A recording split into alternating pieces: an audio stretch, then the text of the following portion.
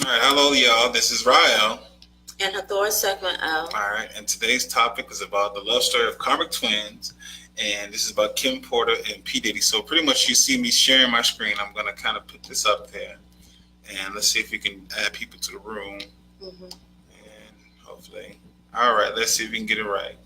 Got the Facebook sharing. Hit it right there. Did I get it? I hit it. All right, there we go. This is what I was trying to get going. All right.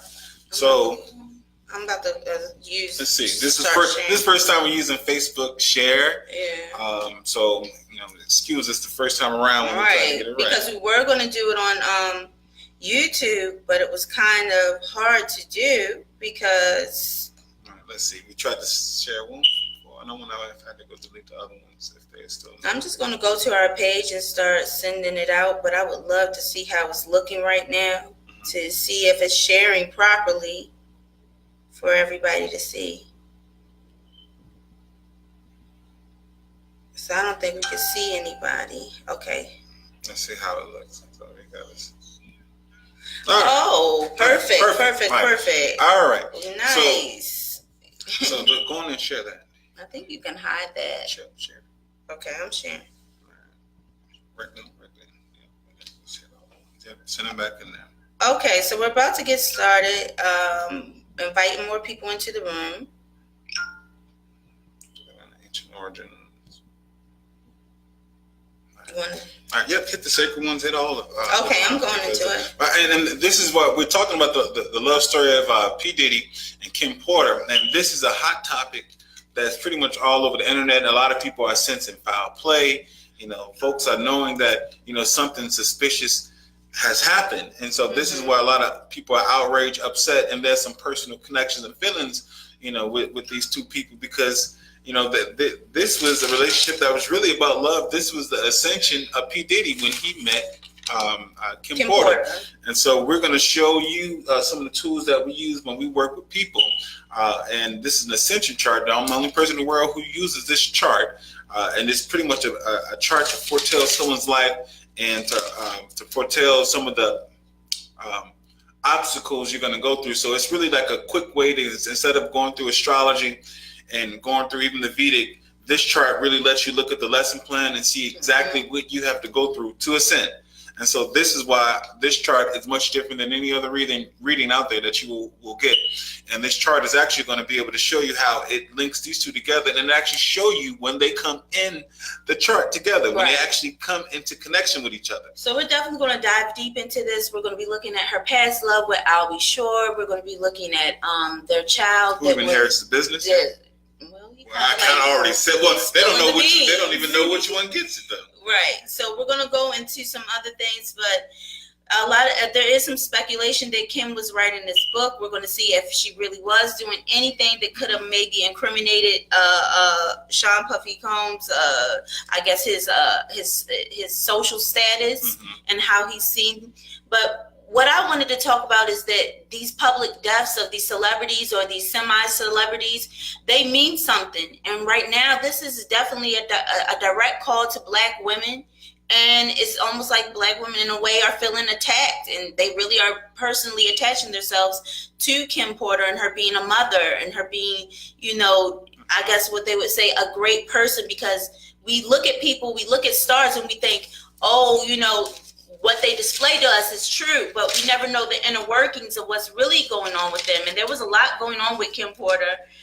There was a lot going on with her and Puffy that is really not seen, but we're going to get into it. And what we're first going to go to is the ascension chart where we're going to figure out what's going on with Kim. And what we're going to do is we're going to talk about the ascension chart first. All right. And since we can't really show you the work off screen, when we stop sharing this, we're going to come and show you the work and kind of just allow you to kind of see exactly what we're talking about.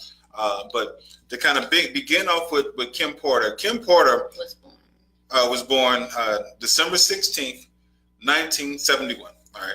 And so when we look at her direct life and we look at pretty much the core expansion of who she was, all right, she's somebody who, we're talking some language that some of you probably never even heard, but when we talk about expansion, just with radiation of when we radiate more light, we become more of ourselves. And so as we go through life, there's certain obstacles and challenges that we have of darkness that allows us to have light. And so this chart is pretty much almost like it's a blueprint of your life. It's a blueprint. It's a real blueprint. So when we look at the core of her, Kim Porter is a person who naturally had energy. Her energy to go out and influence people, to make people want to give her things. She was naturally a person who a lot of her work stemmed with people. And that was an energy that she had to ground very early in her life, was to deal with people. But what people didn't really know what Kim was actually pretty darn shy. Her nature was shy. She just had all this cuteness, and she had all this energy around her that when she came around people, a lot of people just wanted her. They saw that she had energy, and all she had to do was just be in the place, and she could make people she just had an energy and a light with her. Now, it shows that with her, at the very beginning, she had some type of structure in her life where she could have either had a parent who dealt with business, or she was a part of some type of institution or group. But she gained a lot of her personality and her identity from the very beginning of her life. Someone in the family was around business of some sort, and she somehow picked up a lot of this understanding naturally, and it became her identity. But she just had all this energy around her that when she came around, it never really allowed her to be that woman she came to be. So you know how you got the cute girl, and you know that she's the it girl. Kim Porter was basically the it girl. And when we get into her X and Y, which is the X is dealing with feminine and the Y is dealing with masculine, when she would go to places with her feminine and feeling good about places, it was when she was in her identity. When she was out there, she felt good. But in her thoughts, with her why, her masculine energy, she had to be doing something to express herself.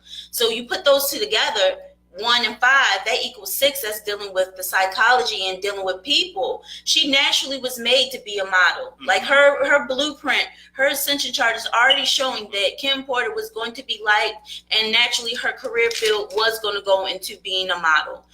But she had something else.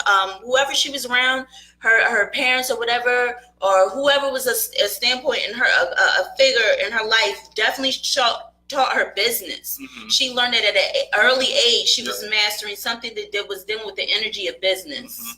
So, let me get to the next page too, because we're gonna look at Kim. All right, we're gonna look at Kim's point. So this is what we're doing at Ascension Chart right now, McLaren. So with Kim Porter, this is Kim Porter looks like, and I'm just gonna say this now because her and P. Diddy really connected in their second expansion, probably in their 20s. All right, and pretty much at this time, the energy was on her side.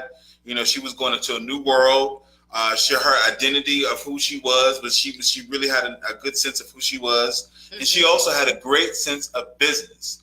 That's Kim's whole thing. And I think that's what attracted Kim to P. Diddy was at this second expansion of her life, she was really into her money. She was really into finding out business, and she had a natural knack for how to deal with money. And so for her, that business idea and that mindset, that energy was used to bring money. It also was used to help build business. So at this time, she was really connecting her life and this limelight, this whole world of energy, and just a lot of money was just coming her way. All right. And so, should I stop it here? Should I just go ahead and show where she kind of comes to a 0 point? Right. I say continue because she was a natural born manager and she was a natural born model, and she did it very well. And a lot of people don't get into what they're naturally meant to do. Some people just come upon it because it's divine, and some people, it takes them many years to make the jumps that Kim had made. But Kim definitely made her jumps, and she was reaching some type of ascension by doing these archetypes. And one of the archetypes was modeling, another archetype was management. And that was really what she was definitely good at doing, was managing and pushing people. Because if you look at her chart, she pushed people forward. She could get behind people. And I think that's what Puffy was attracted to, because he is definitely a businessman as well, is that Puffy and her were just basically good for business. They were there to help each other climb, and that's what your karmic twin is. They help you climb to where you're supposed to be, and you both go into your different realities. All right, and so when we get into where she becomes whole, all right, it shows that when they come into all this money, she hits her first 0 point, where she comes into grips with her feminine energy. She comes into grips with her real energy, which is motherhood, because it shows at this time she's really trying to ground this new energy that's in. And this new energy is really bringing about a new identity. And this new identity is really going to bring her to some isolation, because it seemed that this energy and the people that she was around, she probably didn't want to have people around her and this newfound baby. And believe it or not, the energy that P. Diddy was wanting, the money, the power, that's why they did the split. He had to go get the money, the power. She went ahead and, stayed home and had their first child. And it looks like they had several more. But it shows that Kim really only made it to, she made it to a fourth expansion in her life, right? And her fourth expansion really deals with her really trying to go in her business, all right? And she has a new business venture and an idea, but this business venture. Pause it to show. No, just let it. Okay. This new business venture that she has, all right, it's really about communication. So it looked like she could have been dealing with writing a book, all right, and then this book was about a person or people, all right, and this is the time where she would really be in isolation, because it shows that after she has the baby, she's really still by herself. She's not really with anyone. Some type of she's really just kind of really by herself, being the solo mom. But it shows that she gets herself to where she needs to get into this whole business mindset. So for her, she says, I'm going to write about it. I got some tale. You guys know some stuff. I'm going to tell the tale of tales. And it shows during her fourth expansion, she would be dealing with this book or some form of communication. Some form of communication was going to come out definitely from Kim Porter. And it shows in her ascension chart and her expansion. Because her other expansions are extending out. What she meant, she was about to be. How many expansions is she? She's 6 expansions. She's 6. Yeah. So she was really, after the book, there were some other things that were supposed to happen. Do you want to expound on that? Exactly what was supposed to happen. I think this is going to that. All right, so going after this book, it shows that she really didn't make it after this book. But if she would have completed the book, all right, I'm going to show you what her life would have been. And that's the coolest thing about this chart. It shows you what they were going to do. So it shows that if she would have completed this new book, this book was going to bring her about some money. All right, so she was going to receive a lot of money. All right, this is going to be about a new individuality. This is going to be about having a new identity. All right, hold on. That's what I was trying to see, what was going on. This is about having a new identity, all right? And this is really about her helping her deal with this time and space that she really is dealing with at this time. She's dealing with herself, and life right now is a little different. So she's having to kind of make that conversion to being, herself, but still finding some type of importance. Because you got to think about it. When you've been a model and you've been in that light, it's hard to just be in the darkness and to be in the shade and to not be out there. So just imagine you looking over to your right and you see Pity over there dancing like the clown, and you just want to get back at him. So that's what really happened to her. And then the next thing that it shows for her, which is she is just about her being reborn again. That's what she really wanted. She was looking for her rebirth.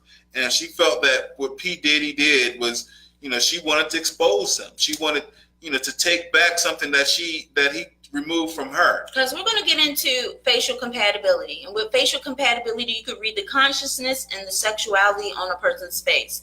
So when we put Puffy and Kim side by side, we'll be able to tell you the dynamics of them and how they work. And if you actually, I'm going to wait until we get into this, because what are we doing Puffy after that? Yeah, we're going to do Puffy after that. We're going to go into... Because we got to let you know what's going to happen to Puffy. Right. There's some stuff that's going to happen to Puffy that y'all got to be able to see. There's some things that's going to happen to him in the future because of what he was doing. Because when you see them and what we see with our spiritual eyes, they were definitely karmic lovers. This is a karmic tale. Karmic twins usually have to deal with each other, and they did something in the past. They may have done this same type of relationship over and over and over and over again. It's almost like that movie, what with Will Smith and the one white girl, Charlize Theron. What is that movie? Hancock. Hancock. I don't know if y'all ever seen the movie Hancock, but it's with Will Smith, watch that movie. It's kind of like karmic lovers who keep having to live out this timeline over and over and over again. And this time, it's really that they're both going to have to do this all over again until they actually get it right. And it's something where there may have been some harmony, but now it always goes far left for them. So we're trying to get this. We're trying to bring up where they actually come together. They do their work, but they didn't finish out the proper way. So it's going to have to be something where they're going to have to spend some more karma together. But this time it's really on Puffy. Yeah, Puffy, he, they came back to do a work together. And we'll go to Puffy next, so we can kind of talk about P. Diddy. Let me try. That's right. Yeah, there you go. Right. So P. Diddy. P. Diddy starts off as a Scorpio, somebody who has a great deal of structure. He has a natural knack for understanding business. He knows